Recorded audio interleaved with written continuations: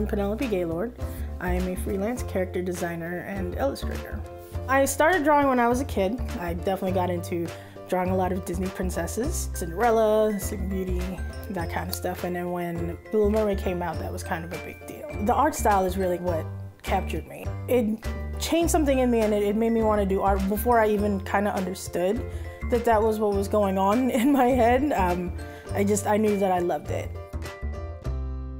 Then as I got into high school, I met my then boyfriend, now husband, Jerry. We started doing like Comic-Cons, and he was really into comics, and that was definitely something that I was not anticipating to be into. The more I did these Comic-Cons and the more artists and professional artists that I was meeting, it was like, okay, I think this is actually a thing that a person can be. I was still living at home, and my parents were still like, go to college, do something like computers. My family and I are from the Philippines. We came here when I was 7. They love me, they love everything I do. It's just art was never an option. It comes from, them having to do all this prep to get us over here from the Philippines, and they just wanted us to have a safe future.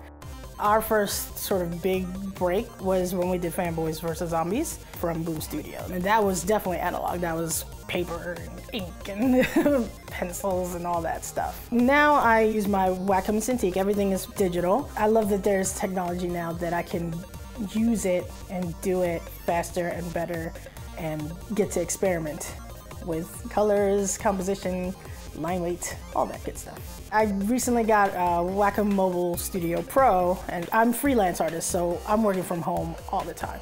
So it's good for me to go out and breathe air and see human beings. And I don't necessarily interact with strangers, but I do like drawing them.